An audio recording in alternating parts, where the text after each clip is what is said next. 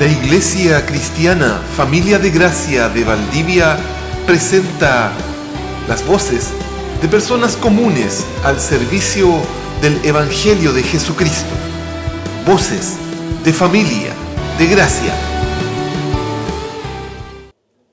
Vamos a retomar esta, si Dios lo permite, esta es la penúltima instancia en que queda una más después de esta, para ir cerrando ya lo que ha sido este tema, el tema de la iglesia, de lo que significa la iglesia a la luz de las Escrituras. Yo creo que, si el Señor lo permite, en algún momento vamos a tener que retomarlo, quizás con un poco más de detención. Yo creo que hemos pasado bien rápido de varias cosas, y creo que es muy importante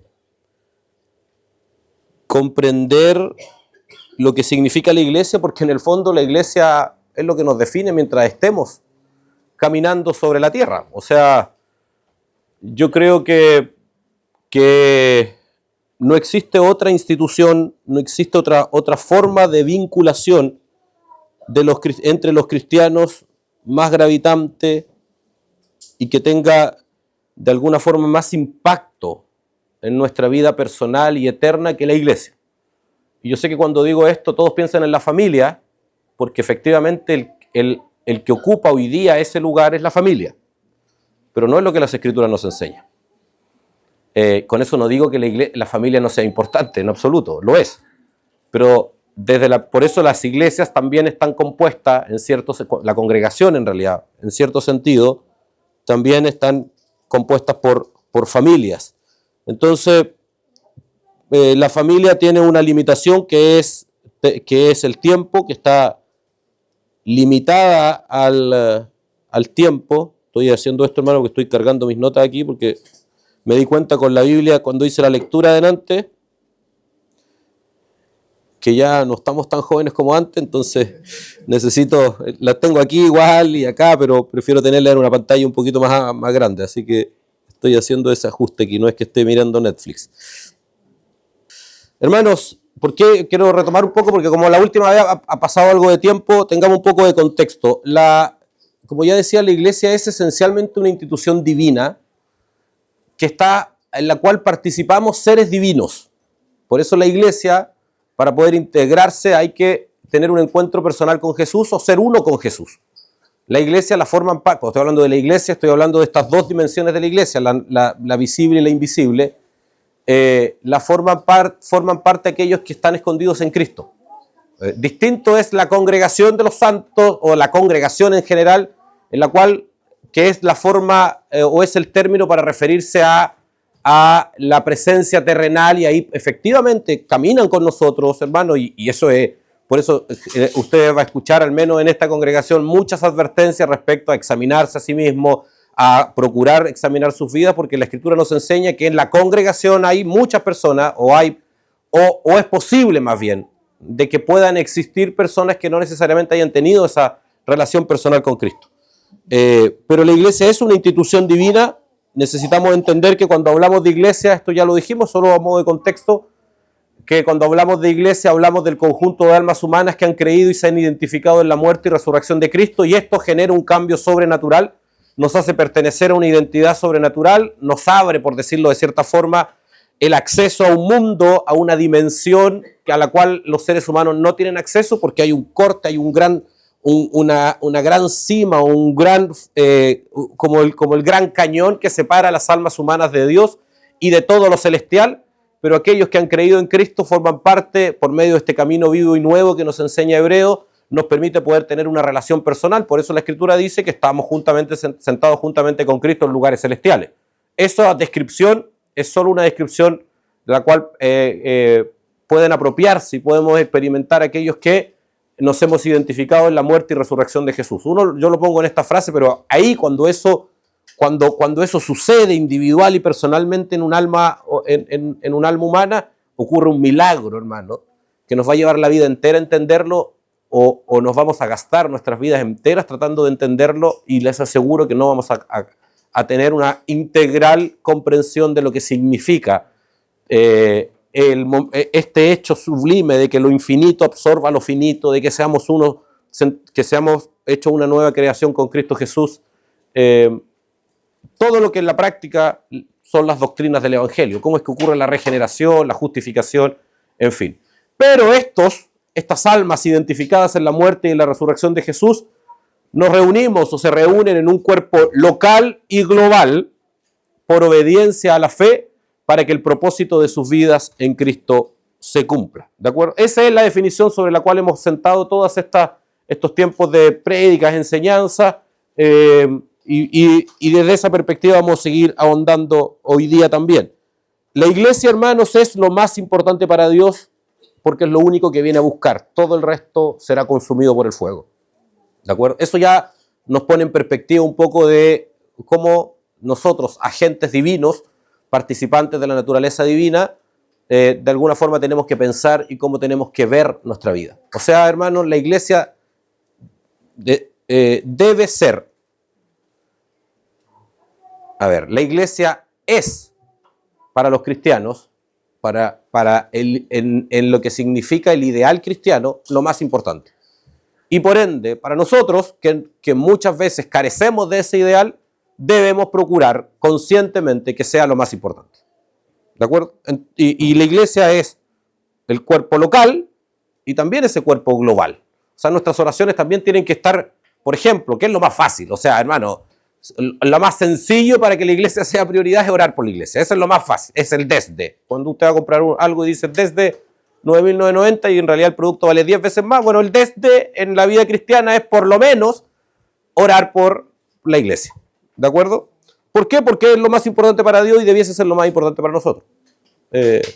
Ahora, hermanos, yo digo esto sabiendo que muchas veces ni siquiera ese desde cumplimos.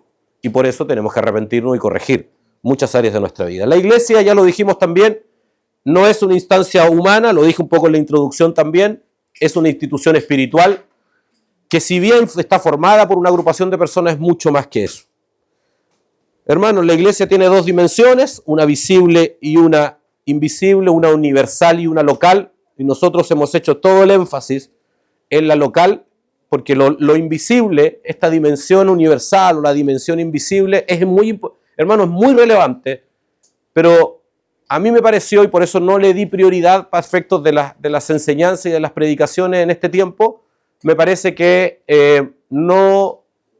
que tienen un componente revelador desde el punto de vista de lo que es Cristo, pero que no tiene una incidencia gravitante, primaria al menos, práctica, tan inmediata como es lo otro. Yo creo que algún día merece sin duda poder profundizar en eso, porque glorifica profundamente al Señor en nuestra vida, pero si no cumplimos, si no entendemos lo que significa, lo que hacemos aquí, en realidad tiene muy poco sentido entender lo que pasa allá, o lo que pasa en lo universal, ¿me entienden, no? Nosotros, todo nuestro énfasis está basado en lo que es la iglesia visible, la composición, cuál es el fundamento familiar que la iglesia tiene y, por cierto, sus normas. Me voy a saltar porque esto ya lo vimos, son cada uno de los temas que estamos viendo, ¿ya? Y vamos a lo que nos reúne, perdón, ahora sí. Hermanos, nosotros debemos entender primeramente que nuestros vínculos congregacionales, esto que nosotros tenemos unos con otros, no pertenecen a o no son definidos, no podemos entenderlos como una relación cualquiera. No podemos entender nuestras relaciones personales como entendemos cualquier otras relaciones personales que tenemos fuera de este. Voy a usar metafóricamente estas cuatro paredes, pero estoy hablando, por cierto, no de este lugar, sino de nuestra vida como iglesia. La Escritura nos enseña, hermanos, que la vida del cristiano, o sea, que del momento que salimos de las tinieblas, que Jesucristo entra a nuestras tinieblas, nos rescata, hay decenas de expresiones bíblicas para referirse exactamente a esto. Que somos sacados de la potestad de Satanás al reino de su amado Hijo, que somos rescatados de las tinieblas a la luz, que somos librados de la condenación a la salvación. Hay muchas formas que la Escritura usa para, más o menos, aunque enfatiza en cuestiones distintas, se refiere exactamente a lo mismo. Del momento en que salimos del estado natural de nuestra alma a una relación personal con Jesucristo para ser preservados para una eternidad junto a Él.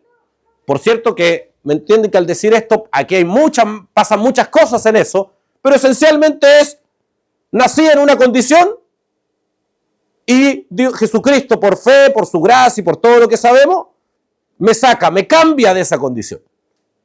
Esa condición que es de muerte natural, de muerte espiritual, que nos conduce por consecuencia, a una muerte natural y a todo lo que es la miserable vida del hombre sin Cristo, pasa a ser una vida espiritual que tiene características eternas.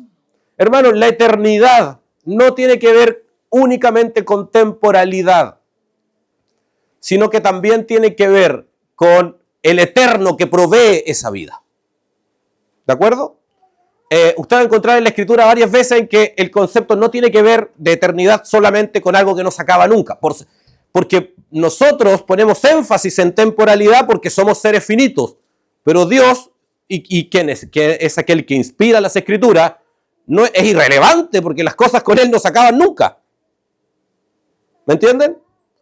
Entonces, muchas veces el concepto de eternidad tiene que ver con naturaleza, no solo con temporalidad. No solo con referir a algo que no se va a acabar nunca. Y por eso cuando yo digo que nuestras relaciones son eternas, que como ya dije es una forma nada más de poder explicar esto, lo que estamos diciendo, hermanos, es que la naturaleza de nuestros vínculos no pertenecen a este mundo. No pertenecen a la cultura de este mundo. Porque todo en la vida del cristiano pertenece a la vida eterna. Hermano, y esto ya debiese cambiar, debiese parar un poco la rueda de nuestra vida y hacernos una pregunta, ¿mis relaciones con mis hermanos están determinadas por los mismos criterios que están determinadas mis relaciones con otros? Yo veo a mi hermano en Cristo de la misma forma, con los mismos principios, lo juzgo a él con las mismas normas que juzgo al resto. Bueno, si eso es así, está mal. Tenemos un problema. La naturaleza del vínculo cristiano es muchísimo más profundo, muchísimo más trascendente, porque hermano, a veces uno se pelea, a veces pasa que uno, hay alguien con quien no quiere tener relación, yo a veces bloqueo WhatsApp, listo, solucionado, o lo bloqueo en el teléfono, no me interesa, no me llame, no me invite, me ahorro el tener que decir cualquier cosa. No hay vínculo, corto el vínculo. Y yo sé que puedo, en mi caso que no vivo práctico como que estoy aquí y estoy allá, hay como una canción así, ¿no? Estoy aquí, no estoy de ningún lado en la práctica, me es más fácil porque a veces el único contacto con personas es por medio de mi teléfono. Corté el contacto ahí, se bloqueó para siempre el contacto. Y es posible hacerlo, ¿ah? Por eso no contesto. Pero entren al WhatsApp, si aparece la fotito, es porque no están bloqueados. ¿Ya? Hermano, es muy fácil hacerlo.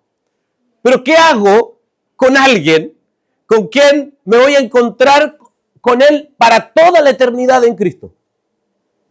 Voy a decirlo así para que me entiendan. ¿Cómo me deshago de alguien con quien voy a estar toda la eternidad reunidos, adorando al mismo Dios?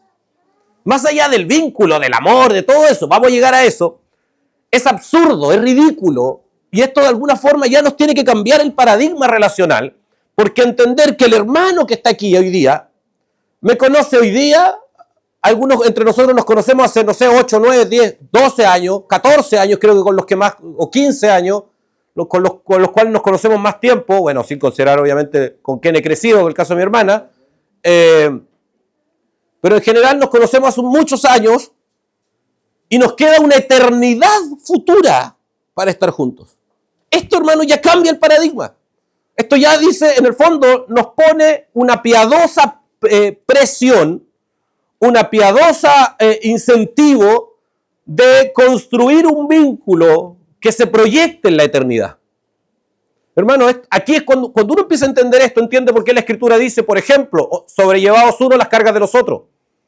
Aquí entiende por qué la Escritura nos dice, confesaos unos a otros. Hermano, nosotros tenemos, y es natural que suceda, y está muy bien, un grado de intimidad con los que estamos casados, con nuestras esposas, y probablemente nadie conoce más de nosotros que a nuestras esposas. Está muy bien, es parte, porque es el vínculo más intenso, más íntimo en lo humano que exista, que Dios entregó para los seres humanos, como es el matrimonio. Y está muy bien que así sea, hay un grado de transparencia permanente, porque ¿por qué nos vamos a acompañar toda la vida? ¿Qué queda para aquellos que nos vamos a acompañar toda la eternidad? O sea, si con mi cónyuge yo tengo un grado de confianza porque voy a estar con él o con ella toda la vida, ¿qué queda para aquellos con los cuales voy a estar toda la eternidad? Ya dijimos la vez anterior, hermanos, que además los redimidos compartimos un propósito. Tenemos un propósito común, que en aquel que ha sido transformado en la nueva naturaleza es todo, que es la gloria de Cristo. Y aquí es donde, mire, yo compartí en la semana con los hermanos allá y usaba esta expresión, la saco hoy día a colación nuevamente. El único espejo de nuestra vida es la Escritura. El único espejo sobre el cual el redimido debe mirarse es la Escritura. Es la Biblia. O sea, yo tengo que tomar la Escritura y decir, a ver, ¿qué dice la Biblia de mí? ¿Qué dice la Biblia que yo debería hacer? Tengo un problema. ¿Qué dice la Biblia que soy? Estoy muy bien.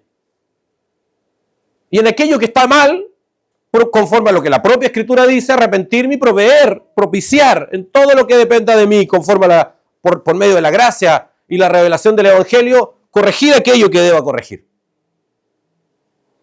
O sea, yo tengo que tomar saco colación esto, pues yo tengo que ver lo que la Biblia dice respecto a nuestras relaciones y decir, ¿estamos cerca o estamos lejos? ¿Nos falta o no nos falta? Veo a mi hermano con amor, con pasión, con transparencia, con confianza, como para habitar juntos toda una eternidad, porque habitaremos juntos una eternidad. ¿Esto es así o no? Mira, Apocalipsis, hermano, 21 dice, del 1 al 5, este texto es hermoso, hermano, debiese encender el corazón de un redimido que anhela y que entiende que nuestra identidad, aunque está aquí hoy día momentáneamente terrenal, tiene una trascendencia mucho más allá. 21 del 1 al 5 dice, después vi un cielo nuevo y una tierra nueva, porque el primer cielo y la primera tierra habían dejado de existir. Lo mismo que el mar, vi además la ciudad santa, la nueva Jerusalén que bajaba. Hermano, está describiendo aquí el apóstol Juan, por medio del Espíritu de Dios, estaba avisorando, viendo anticipadamente lo que va a ser la consumación de los tiempos. Cuando todo esto se acabe, si esto es pasajero, esto es temporal, en algún momento Jesucristo viene y el reino se instaura, el nuevo reino de Jesucristo y viviremos en el cielo nuevo y en la tierra nueva para toda la eternidad, para siempre, sin fin, sin límite. Y ese momento, esa institución es el propósito de todo esto, porque era el propósito original desde el Edén. Esto es como, estamos, hermano, en la sala de espera de la consumación final. Acuérdense que la Escritura enseña que el propio Jesucristo está preparando todo esto y va a ser entregado nuevamente al Padre para que el propósito original por el cual todas las cosas vinieron a la existencia se consuma. Esto es la descripción de ese propósito final. Y dice, el primer cielo y la primera tierra habían dejado de existir, lo mismo que el mar. Vi además la ciudad santa, la nueva Jerusalén, que bajaba desde el cielo, procedente de Dios, preparada como una novia hermosamente vestida para su prometido, la iglesia. Oí una potente voz que provenía del trono y decía, aquí, entre los seres humanos, de aquellos que bajaron vestidos de lino fino, de esta nueva, de la esposa perfecta, que no tiene mancha, que es la iglesia, para su prometido, el esposo Jesucristo, aquí, entre los seres humanos, o sea, esta que desciende, por decirlo de alguna forma, tiene ciertas características, la componen seres humanos, está la morada de Dios. Él acampará en medio de ellos y ellos serán su pueblo. Dios mismo estará con ellos y será su Dios. Él les enjugará toda lágrima de los ojos. Ya no habrá muerte, ni llanto, ni lamento, ni dolor, Porque las primeras cosas donde había muerte, llanto, dolor, tristeza, angustia, ansiedad, preocupación, dolor, enfermedad, esas cosas dejarán de existir. Hermano, lo que hacemos aquí, toda nuestra vida aquí, me refiero a nuestra vida de iglesia, está pensando en eso. Está apuntando a eso. Podemos sacar muchas más cosas. Aquí hay muchas más cuestiones que podríamos detenernos y profundizar respecto a lo que significa lo que Dios tiene preparado para nosotros. Pero tenemos que aprender a vivir nuestra vida congregacional con la conciencia de que todos nuestros vínculos no pertenecen a este mundo, para ponerlo en simple. No pueden ser definidos de la forma en que definimos nuestros otros vínculos. Hermano, todos los elementos que vienen, me faltó ahí, de Dios en nosotros son eternos. Lo puse en singular, estaba bien. Todo elemento que viene de Dios en nosotros es eterno. Esto no solo traspasa no solo se refiere a nuestros vínculos, a nuestras relaciones. Toda cosa que Dios nos ha dado, todo elemento que proviene de la piedad en nosotros. ¿Por qué? Porque es Él en nosotros. Porque la vida es estar en Él. Y si estamos en Él, todo lo que de Él viene hacia nosotros es eterno. Como ya dije, eterno en términos de temporalidad, o sea, eterno no solo se limita, se refiere a una cuestión de temporalidad, de duración, de extensión, sino también para efectos de naturaleza. De que su fundamento proviene del eterno. Acuérdense que a Dios se le llama el eterno varias veces en la Escritura. Es uno de los nombres de Dios.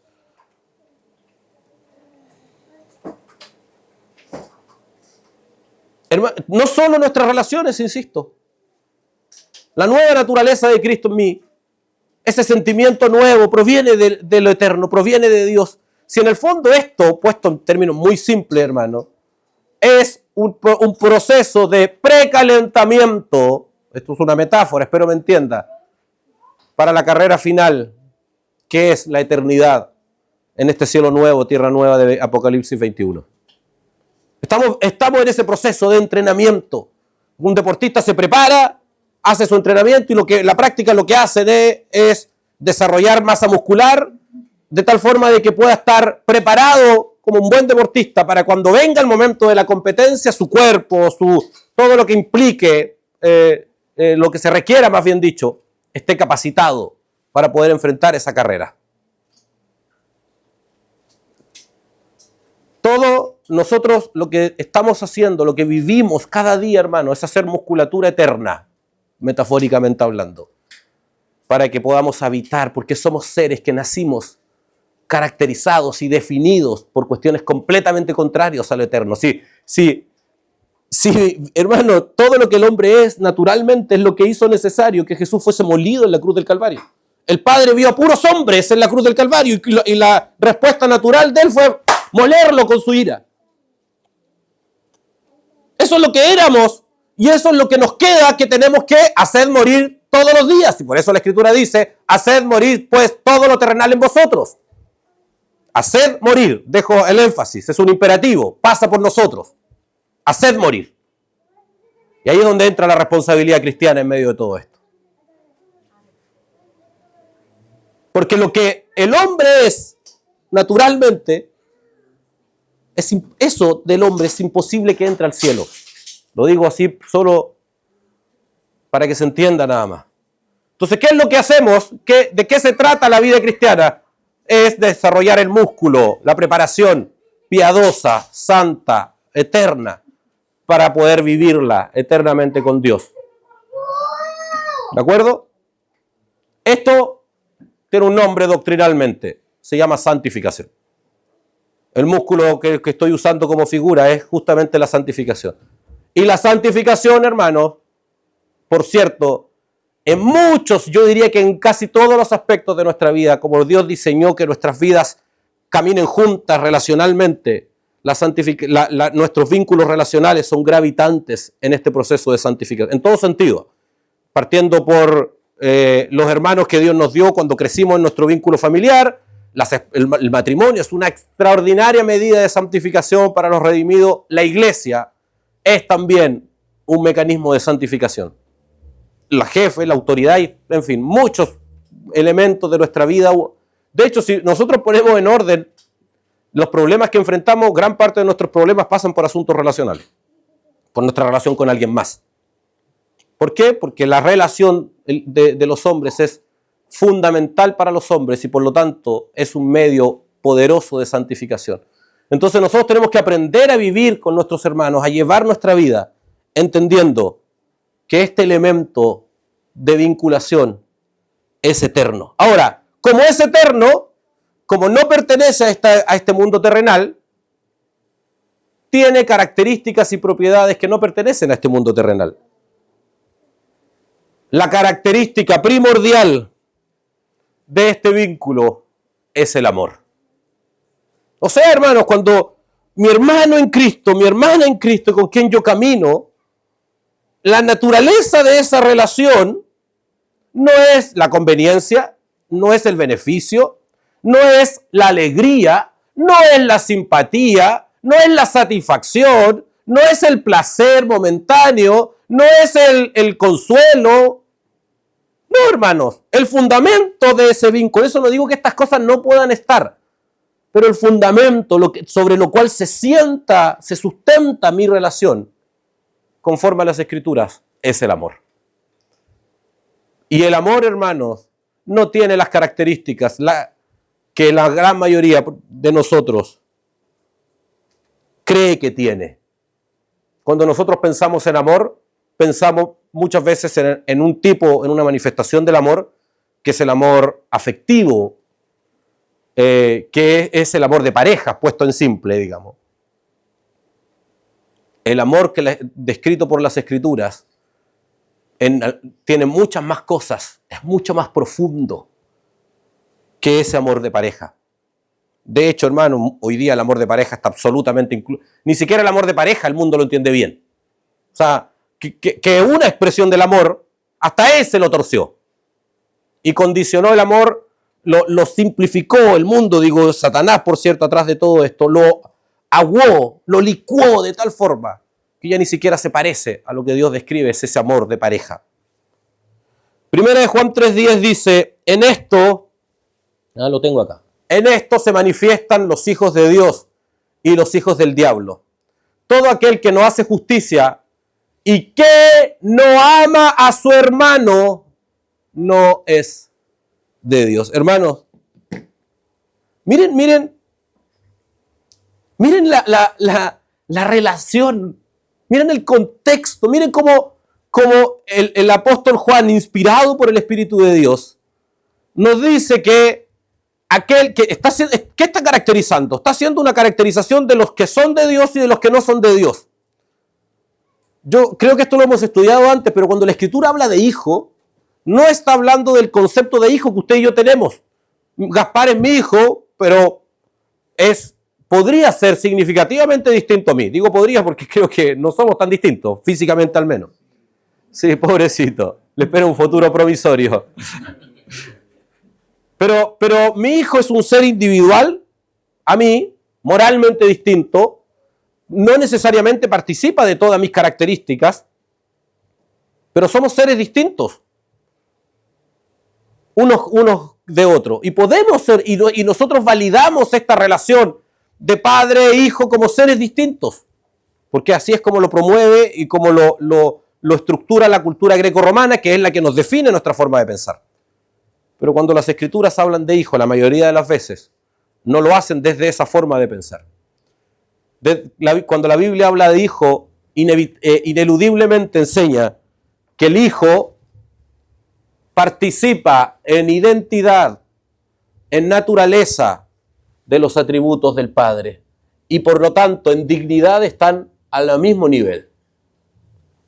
Creo que esto lo hemos hablado antes. Entonces son seres, en la práctica, el hijo inevitablemente participa de los atributos del Padre. Por eso a Jesús lo apedreaban cuando decía lo querían apedrear cuando decía que era hijo de Dios, porque decían se hace igual a Dios. Entonces, por eso nosotros somos llamados hijos de Dios, porque se nos hizo partícipes de la naturaleza divina. Y por eso los que no están en Cristo, el hombre natural es llamado hijo del diablo porque participa de la naturaleza demoníaca. ¿De acuerdo? Entonces cuando el apóstol Juan aquí nos dice, en esto se manifiesta, en esto se muestra los hijos de Dios y los hijos del diablo, está hablando de estas dos naturalezas, de estas dos características. Todo aquel que no hace justicia y que no ama a su hermano es un hijo del diablo, en simple. Porque la característica del vínculo de los hijos de Dios es que aman a sus hermanos. La característica, hermano, yo no puedo rayar aquí, pero quiero enfatizar aquí, manifiestan, ¿cómo se muestra que son hijos de Dios? Que aman a sus hermanos. Y aquí es donde cada redimido, responsable, humilde, sensato, para un momento, mira al cielo y dice, ¿yo cumplo con esto o no? ¿Aflora de mí ese amor hacia mis hermanos? ¿Qué tengo que corregir? ¿Qué tengo que cambiar? ¿Cómo debo enfocar mis relaciones con mis hermanos? Porque la característica, hermano, es terrible este texto. Porque este texto nos dice, amaos, como hay cientos de imperativos. Hay textos que dicen eso, pero este texto, y nosotros entendemos que la escritura tiene un valor transversal, hay varios textos más similares a esto, no es un solo texto, no estoy haciendo doctrina de un solo texto, pero nos enseña este texto que la característica del Hijo de Dios es que ama a su hermano. Entonces, los cristianos tenemos que examinarnos permanentemente y comprobar si esto verdaderamente está presente en nosotros. Efesios 4... No, primera de Juan 4:20. Si alguno dice, yo amo a Dios y aborrece a su hermano, es mentiroso. Pues el que no ama a su hermano, a quien ha visto, ¿cómo puede amar a Dios que no ha visto? Es lógico, esto es básico. Y por eso, hermanos, muchos cristianos tropiezan. Muchas personas tropiezan, y cristianos, muchos de ellos también, en el propio caminar, sin poder experimentar un genuino y verdadero conocimiento de Dios. Porque no son, si no logramos construir, si no logramos experimentar más que construir un vínculo cristiano, genuino, basado en lo eterno, basado en el amor con nuestros hermanos. Por eso, hermano, esto es una opinión mía, júzguenla como opinión mía, a mí me genera muchísima suspicacia las grandes congregaciones. Si algún día el Señor nos lleva, estoy diciéndolo hoy día, ojo, y por cierto no es una decisión mía, pero si algún día el Señor nos lleva a hacer muchísimo, a mi modo de ver, mi criterio hoy con la información y que yo tengo es, prefiero que haya muchas congregaciones pequeñas que una gran y mega congregación. Esa es mi opinión, por cierto, no quiero hacer doctrina de eso, pero tiene un fundamento, que la vida cristiana está determinada en muchos aspectos por relaciones fuertes, por relaciones sólidas, por caminar juntos, por llorar juntos, por conocernos. Hermanos, 1 Corintios 12 en adelante, muy rápidamente.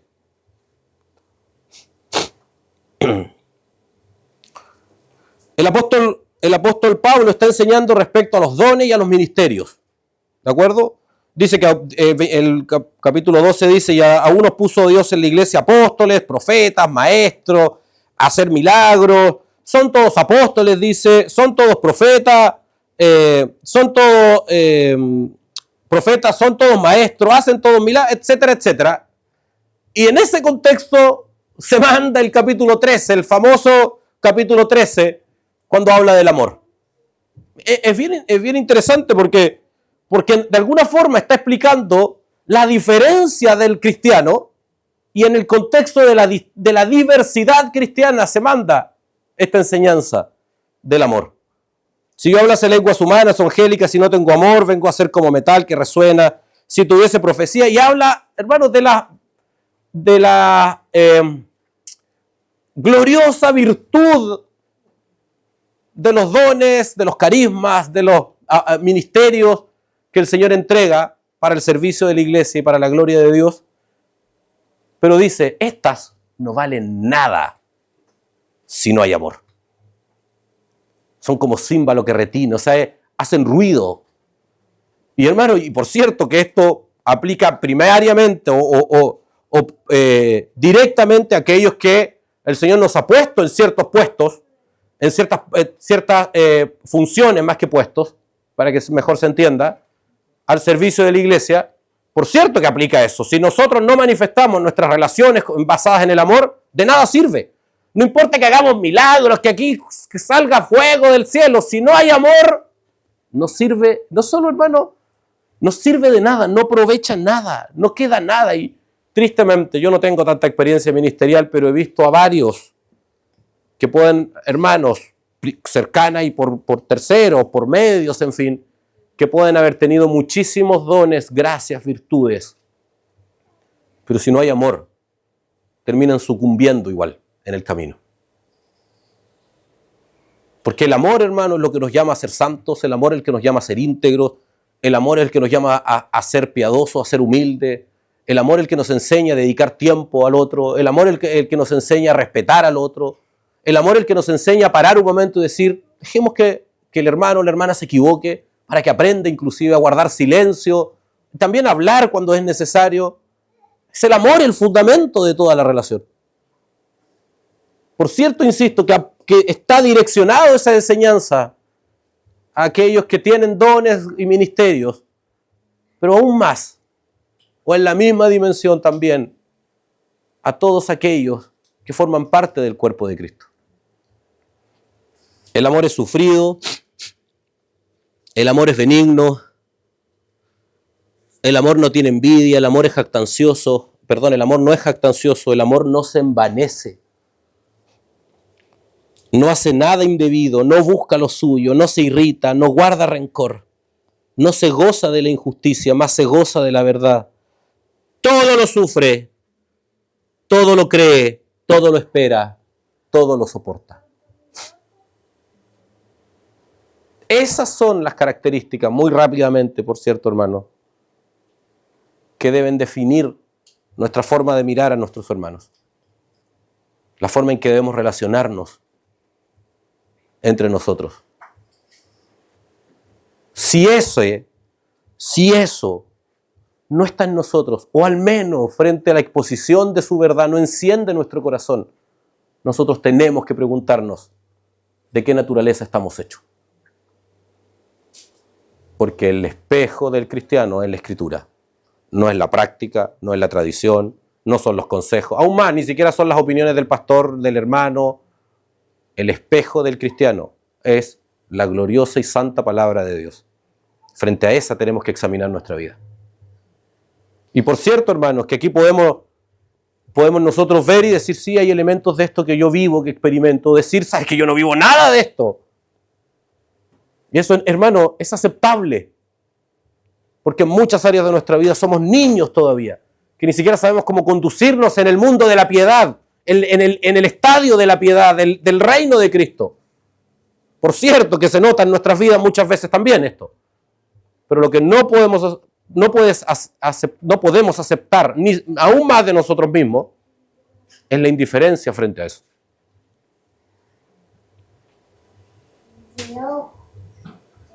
Vivimos en una sociedad que se siente muy cómoda bajando los estándares de todo lo que no puede alcanzar.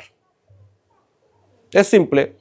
Como no podemos tener matrimonios perfectos, como no podemos tener matrimonios que glorifiquen a Dios en simple, entonces bajemos el estándar y digamos que el matrimonio es mientras dure, por decir algo. Como no podemos tener vidas muchas veces que glorifiquen a Dios en determinadas áreas, entonces digamos que en esas determinadas áreas ya no es tan necesario, es un objetivo por alcanzar.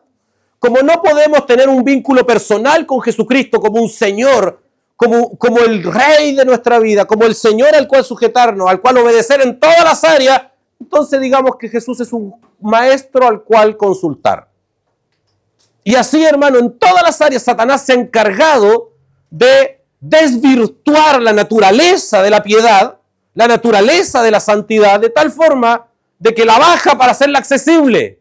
Hermanos, es inaccesible la santidad de Dios. Solo por medio de Cristo somos dotados de atributos, de recursos sobrenaturales.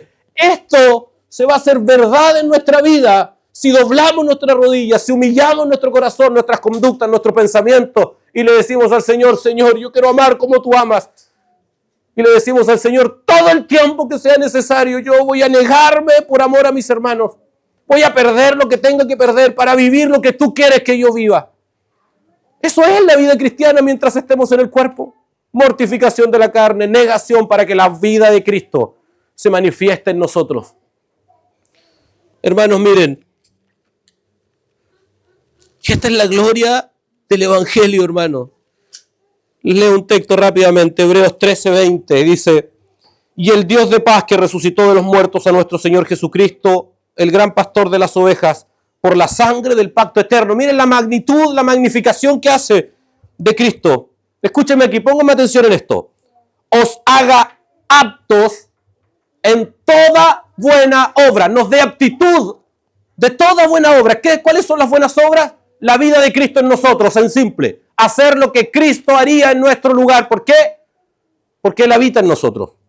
Esas son las buenas obras. El Dios de paz que resucitó de los muertos a nuestro Señor Jesucristo, el gran pastor de las ovejas, por la sangre del pacto eterno, nos haga aptos, nos dé aptitudes, capacidades en toda obra buena, para que hagáis su voluntad. Mire qué interesante, se puede hacer la voluntad de Dios, se puede vivir conforme a la voluntad de Dios, haciendo Él, Dios en vosotros, Él en nosotros, lo que es agradable delante de Él. Miren que, hermano, por favor, que el Espíritu de Dios quebrante sus corazones y el mío. Él viene aquí, por medio de la gloriosa encarnación de Cristo, se mete en nosotros, nos traspasa completamente porque somos de Él, nos conoce mejor que nadie. Se mete a cada parte de nosotros y Él en nosotros nos hace hacer lo que Él quiere que hagamos, lo que es agradable delante de Él. ¿Qué hacemos nosotros? No estorbemos, simple. ¿Qué tengo que hacer? No estorbes. ¿Cómo? Mortifica la carne, niégate. Y el poder divino, el mismo que resucitó a Jesús de los muertos, así parte el texto, va a vivificar nuestras vidas. Y si antes vivíamos en la carne, hoy día vivimos conforme a la fe en el Hijo de Dios. ¿Por qué? Citando Gálatas 3:20, porque estoy juntamente con Cristo crucificado. Eso es, hermano, entiendan eso por revelación. Y no necesitan nada más, todo el resto va a fluir. ¿Por qué? Porque Él habita dentro de nosotros. En este contexto, mortifiquen la carne y no hagan nada que estorbe a que el amor fluya.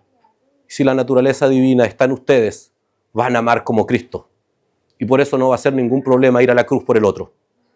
No va a ser ningún problema perder por el otro. No va a ser ningún problema sacrificarse por el otro. No va a ser ningún problema dejar de hacer cosas por el otro. Jesús dejó el reino eterno, el reino celestial. No consideró el ser igual a Dios como cosa que aferrarse, sino que se humilló hasta lo sumo. Y Pablo dice, tengan el mismo sentir. Haya pues en vosotros esta misma actitud, esta misma disposición. Hermano, los imperativos bíblicos están ahí por consecuencia de esto. Están ahí porque son posibles de ser vividos. Porque Él habita. Él lo cumple en nosotros. Y hermano, por eso Jesucristo dice, mi yugo es fácil. Si no es pesado, es fácil. Imposible para aquel que no ha creído en la obra de Cristo y que no ha sido librado de la esclavitud de Satanás, que lo único que hace es hacernos esclavos de nuestros deseos. Pero una realidad plausible, concreta, totalmente accesible para aquel que está escondido en Cristo, que ha sido librado del yugo de la esclavitud de Satanás. Si usted va a Efesios 2 nos enseña que el yugo de Satanás es que el hombre hace lo que quiere, en simple. Ahí opera, el hombre hace lo que quiere y vive creyendo que hace lo que quiere, y Satanás está más atrás y dice, no, si hace lo que quiere. Y el hombre le dice a Dios, yo hago lo que quiero. Y dice, sí, si tú haces lo que quieres. El problema es que tú quieres hacer lo que Satanás quiere. Así opera la esclavitud demoníaca. La voluntad del hombre es esclava a la voluntad de Satanás. Cuando alguien cree en la obra de Cristo, ocurre este milagro, que esto es cortado, es extirpado, y el hombre queda liberado de este yugo de esclavitud para poder cumplir el propósito por el cual fue creado, que es obedecer a Dios. La naturaleza divina se concentra en esto, hermano. Por eso es posible. Estos textos que parecen inalcanzables son perfectamente posibles. Si el amor florece en nosotros, podemos cumplir el propósito del por qué el Señor nos reúne como iglesia, que es para transformarnos en un instrumento para Él. ¿Se acuerdan cuando predicamos sobre el Evangelio en el Antiguo Testamento? Israel, hermano, Dios lo usó por 40 años para poder ser útil para los propósitos de Dios. Dios se encargó de que mientras cada pueblo que mató, cada guerra que enfrentó, apuntaban a un propósito de transformarse, de ser útil de alguna forma para los planes que Dios tenía. Bueno, hermanos, la iglesia es también un instrumento de utilidad para cumplir propósitos y planes. ¿Por qué? Por esa razón, perdónenme si soy majadero o incómodo inclusive, por eso es tan necesario que podamos vivir la naturaleza bíblica de la iglesia para que podamos cumplir las demandas bíblicas de la iglesia. No somos en muchos aspectos, nuestra utilidad, hermano, es precaria, conforme a lo que las Escrituras nos enseñan. Y es precaria porque nuestra virtud, nuestra naturaleza en muchos aspectos también es precaria. Si vivimos con rencillas, con dificultades, si vivimos con indiferencia, si no entendemos que Jesucristo es lo más importante, si no cargamos unos con otros, si no nos corregimos, si no pasamos tiempo juntos, no somos la iglesia que la Escritura define y describe debemos ser, tampoco cumpliremos los propósitos que la Escritura define y describe debemos cumplir. Muchas veces nos paramos y es verdad, es necesario hacerlo, las Escrituras establecen ordenanza respecto a la vida de la iglesia, pero parte del problema también está en cómo nosotros, como cada redimido miembro del cuerpo de Cristo, entiende qué es, cuál es su naturaleza. La iglesia es, hermano, un instrumento. Si usted va... Primera de Pedro, hermanos, capítulo 2, verso 9. Más vosotros sois linaje escogido, real sacerdocio, nación santa, pueblo adquirido por Dios. Glorioso, hermanos, ¿ah? Qué lindo el texto. A mí, no, linaje escogido, soy distinto. Oh, ¿qué importa el rey Carlos, el rey Felipe, el rey del rap? Da lo mismo. Yo soy linaje escogido. Qué lindos textos. Somos nación santa. Somos un pueblo adquirido por Dios. Glorioso, ¿no? Lindo la descripción. Se me sube el humo al tiro. Pero el versículo no termina ahí. ¿Para qué? El propósito de todo esto. Anunciéis las virtudes de aquel que os llamó de las tinieblas a su luz admirable. Perdón, hermano. A ver, somos eso. De hecho, si usted lee el capítulo del cual Pedro está hablando de lo que significa ser cristiano. En simple, está hablando de la piedra que todos desecharon, pero Cristo vino a ser para aquello, para algunos, la piedra de tropiezo, para que se pierdan, y para otros la piedra de salvación. En ese contexto Pedro está diciendo, más ustedes, es como que para ustedes no fue de tropiezo, para ustedes, porque ustedes son real sacerdocio, nación santa, pueblo adquirido por Dios. Para que anunciéis las virtudes de aquel. Si nosotros no anunciamos las virtudes de aquel, o Dios es un incompetente que no cumple su propósito en nosotros, o no somos parte de esta descripción.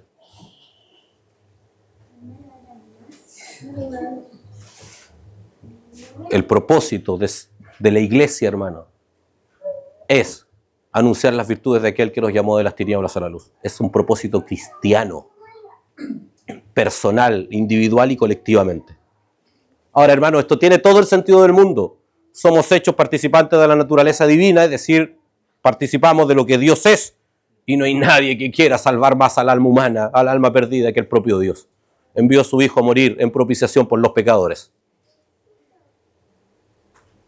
Nadie que ha mostrado más, a propósito de lo que la Paula decía en el devocional, nadie ha mostrado más pasión, más convicción, más dolor por los perdidos, por los pecadores, que Cristo. O sea, la naturaleza divina de Jesucristo, hermano, engendra inevitablemente esa pasión. Por eso Pedro, inspirado por el Espíritu de Dios, dice esto. La característica del pueblo escogido, de la nación santa, del linaje escogido, perdón, del pueblo adquirido por Dios, del real sacerdocio de la nación santa, es anunciar las virtudes de aquel que nos llamó de tinieblas a luz.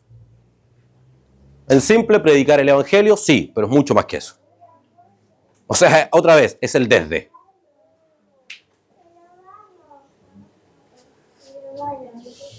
Hermanos, se ha dicho muchas veces, hemos conversado harto, y por cierto que como presbiterio también estamos preocupados de esto.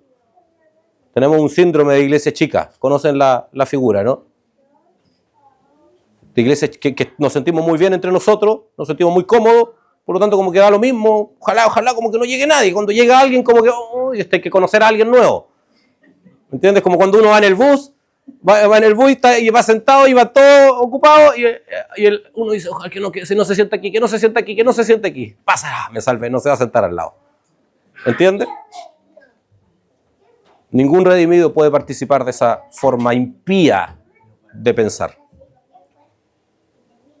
La característica del real sacerdocio de la nación santa es la predicación del evangelio personal y colectivamente, individualmente. Pero hermano, esto es el desde, porque el texto dice, para mostrar las virtudes, para anunciar pero las virtudes de aquel que os llamó de tinieblas, tiene que ver, por cierto, la predicación del evangelio es el desde. Pero todo lo que implique la gloria de Jesucristo es parte del propósito. Yo no puedo predicar el evangelio y ser un miserable. No puedo predicar el evangelio y deshonrar el propio predicación del evangelio con mis actos. Eso no anuncia las virtudes de Cristo. Eso no hace visible, no muestra al resto las virtudes de aquel que nos llamó de tinieblas a luz. Pero sabemos que la predicación del evangelio es fundamental, es esencial para poder mostrar a Jesucristo a los demás. Hermanos, la predicación del evangelio es parte de nuestra identidad. Hermano, obviamente no tengo el tiempo acá, pero es irreconciliable. Es imposible de aceptar, lo voy a decir así de forma lo más categórica que puedo y simple a la vez. Es imposible de aceptar que un cristiano viva en Cristo prolongadamente en el tiempo y no tenga una pasión por la predicación del evangelio. No se puede.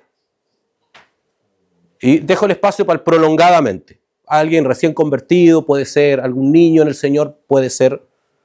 Por cierto, la vida piadosa y la obra de Cristo se va progresivamente manifestándose en nuestra vida porque la fe se va dando por medida. Eso es lo que las Escrituras nos enseñan. Pero es imposible de aceptarlo de forma permanente. Hay cientos de textos bíblicos, hermanos, que refutarían eso. O sea, que no se puede. O sea, en simple, cada redimido es una bomba, un receptáculo de amor, de pasión, por que otros conozcan a Cristo. Y aquí es donde cada redimido debe preguntarse si eso pasa verdaderamente en nuestra vida o no.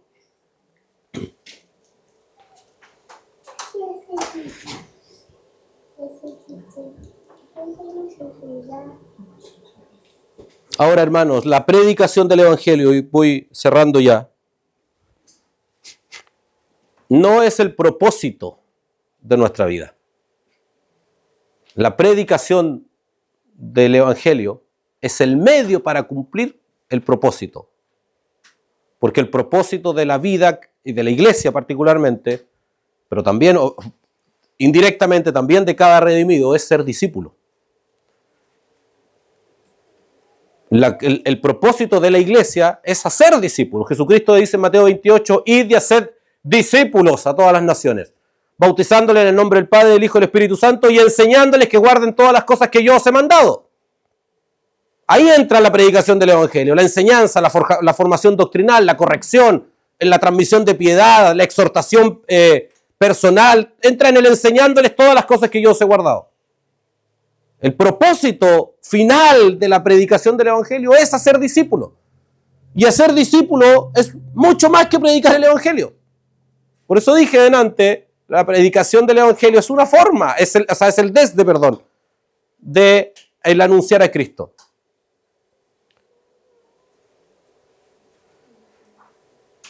El hacer discípulo implica pasar tiempo, implica entregar nuestras vidas, implica sacrificarnos, implica tiempos de formación, implica creación de carácter, implica caminar juntos. Y por eso la iglesia, hermanos, necesita experimentar esto. Ustedes no pueden, su vida de iglesia no puede ser venir acá el domingo y escuchar al hermano o hermana que predica. Listo. Oh, soy un discípulo, cumplo con el requisito de discípulo. Eso no es la vida del discípulo. Y yo tampoco como predicador del Evangelio puedo decir yo estoy cumpliendo el mandato. Paré y prediqué el Evangelio. Eso no es cumplir el mandato tampoco. Porque el mandato es hacer discípulos. Implica, hermanos, pasar tiempo, escuchar, conversar, sacrificar, desgastar nuestras vidas al servicio de los otros para que seamos conjuntamente formados al carácter de Jesucristo. Por eso la iglesia no es solo el culto. La iglesia es la vida común, la vida de comunión. Es el caminar juntos, doméstica, cotidianamente. Es el pasar tiempo juntos en la cotidianidad. ¿Es difícil? No me respondan. Si es que es difícil, es porque somos niños en Cristo. Tanto el que recibe como el que o sea, tanto el que va como el que se recibe. Como el que recibe, quiero decir. Si a mí me cuesta, lo digo así, si a mí me cuesta estar con un hermano, porque por muchas razones, porque no es simpático, porque no es agradable, porque habla de cosas que me latean, qué sé yo, porque no tenemos temas en común. Pero es verdad, hermano, si hay un problema que es legítimo, es muy humano que exista esto. Pero hay un problema en que ambos son niños en Cristo. Si es que existe ese problema, es que hay niñez, hay falta de piedad. Porque yo puedo, con uno que diga, yo voy a cargar a mi hermano en esta niñez. O quizás voy a usar eso para corregirle, para exhortarle. Voy a ver desde el corazón de Cristo esa relación. Con uno ya no existe el problema. Ahora sí, les aseguro que eso va a hacer que en los dos ya no exista el problema. Porque va a conducir a una madurez cristiana para que ambos sean unidos en lo que llena de plenitud y de gozo el corazón cristiano, Jesucristo. Hermano, nosotros tenemos que parar nuestra vida en un momento y preguntarnos si de verdad Cristo. Mire, el propio libro de Pedro dice algo hermoso aquí, hermano, refiriéndose a la piedra que hace caer y a la piedra que hace salvar, para ponerlo en simple, dice: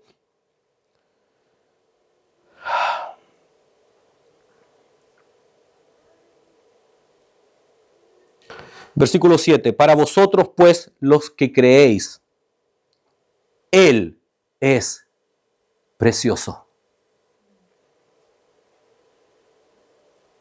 La pregunta es, ¿Cristo es precioso para mí? La palabra, hermano, ahí yo estudié eso en el original. Lo que dice el término, lo que nos enseña el término es de algo de tal excelso valor, que no hay nada que vale más que eso. La pregunta que tenemos que hacernos es, ¿esto describe cómo yo veo a Jesucristo? ¿Cristo verdaderamente es precioso para mí? ¿Excede todas las sumas de valor de las demás cosas Cristo para mí? Si esto no es así, claramente vamos a andar a tropezones con todas las normas piadosas. Pero si Él excede las sumas de valor, si no hay nada, no hay una perla más gloriosa para mí en mi corazón que Cristo, va a ser muy fácil despojarse de cualquier otra cosa en nuestra vida.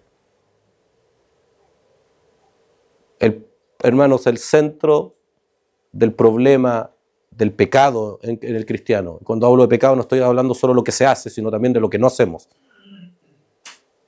Es el lugar que tiene Cristo en nuestros corazones. Allí radica el problema. En la vida cristiana, hermano, la vida del caminar cristiano, de la iglesia, tiene como propósito el que otros puedan experimentar ese conocimiento genuino de Jesucristo. Y solo la iglesia local puede hacer discípulos. Por eso es tan importante la iglesia local. Por eso la iglesia, hermanos, tenemos como responsabilidad generar los espacios de convivencia. Por eso tratamos de generar instancias de coinonía, de comunión, de pasar tiempo juntos. Tenemos tiempos después al terminar la reunión para estar juntos. Es necesario hacerlo, porque solo allí es donde se vive esto. Pero no es suficiente, menos en los tiempos, en la generación en que Dios nos hizo nacer, donde vivimos llenos de cosas. Cada uno de ustedes tiene que hacer un esfuerzo de mortificación de la carne y de sus agendas, por ende, para disponer los tiempos, para generar estas instancias de convivencia. Si es que Él es precioso, si es que Él es esa piedra de gran valor en nuestras vidas, lo suficiente para ordenar todo atrás de sus principios, atrás de sus normas. Busca primero el reino de Dios y su divina justicia. A veces la gente se queda a veces solo con lo primero, como es abstracto, es etéreo, intangible. No, yo estoy en el reino de Dios. Hermano, hace rato que no lo vemos. No, pero estoy en el reino de Dios. Hermano, pero su vida como que no hay mucha piedad. No, pero estoy en el reino de Dios. Es muy fácil, hermano, decir que estar, porque ¿qué? ¿Quién puede poner los límites al reino de Dios? ¿Quién puede decir de aquí para acá ya no es reino de Dios? Es una cuestión, es como abrazar el agua. Pero el texto no dice eso.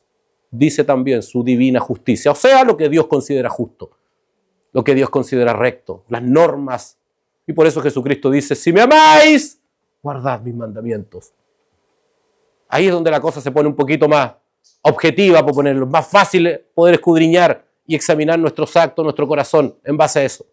Pero si buscamos el reino de Dios y su justicia, hermanos, el Señor se va a encargar. Si la obra de Cristo habita en ustedes y buscan el reino de Dios y su justicia, el Señor se va a encargar de todo lo demás en sus vidas. Despojémonos de todo peso y cumplamos el propósito por el cual el Señor nos reunió, por el cual el Señor nos rescató, para que seamos verdaderamente agentes de la gloria de Dios y para que podamos experimentar la buena voluntad de Dios agradable y perfecta. Romanos 12 nos enseña esto. Os ruego por las misericordias de Dios que presentéis vuestros cuerpos como sacrificio vivo, agradable a Dios, que es vuestro culto racional, para que, en la Reina Valera dice, comprobéis, pero el texto originalmente dice para que, os explica de mejor forma más bien, para que experimentéis la buena voluntad de Dios. O sea, la razón por la cual no experimentamos muchas cosas del reino glorioso de Cristo, porque nuestros cuerpos no están puestos como un sacrificio delante de Dios. Cuando ahí dice cuerpo se refiere a la vida íntegra, a todo nuestro ser. Si buscamos el reino de Dios, si disponemos en mortificación de la carne, en negación de nuestra alma delante de Dios, vamos a vivir la vida de plenitud que las Escrituras nos enseñan. Vamos a poder, hermano, todos nosotros tenemos ripios en nuestra vida, en nuestro corazón, estorbos en nuestra vida, en nuestro corazón. Todos ellos deben ser absorbidos y pueden ser absorbidos por la obra de Cristo. Si nos crucificamos, lo voy a decir así para que me entiendan nada más, si nos crucificamos en esa cruz, si decimos, Señor, ya no quiero vivir más yo, de verdad, todos esos ripios, esas heridas, esas cargas con las cuales vivimos, esas frustraciones, van a ser absorbidas por la divina piedad en nosotros. Vamos a poder vivir esa vida. Si no es utopía, la vida cristiana no es utopía. Los que dicen que la vida cristiana es una utopía son los que no la viven. Pero es posible poder ser sustentado por Cristo en todas las áreas de nuestra vida. Para eso Dios, hermano, nos sentó en una iglesia, en esta institución divina hermosa, para que seamos útiles transformando nuestra vida y generando las instancias para que otros también puedan gozar de eso mismo. Amén. Oremos al Señor. Señor, en el nombre de Jesús, te damos gracias, Señor, por este tiempo, por permitirnos estar juntos. Yo particularmente también te doy gracias por permitirnos estar acá en casa también. Gracias, Dios, por la iglesia, por reunirnos. Yo te pido, Señor, que el poder de tu palabra redarguya nuestra vida, nuestros corazones, nos hagas conscientes de todo lo que falta. Actives, Señor, todo lo que necesite ser activado y desactives, desarraigue de nosotros toda distorsión, toda impiedad, toda injusticia, toda idea que no provenga de nuestra identidad cristiana, de lo que somos hoy en Cristo, Señor.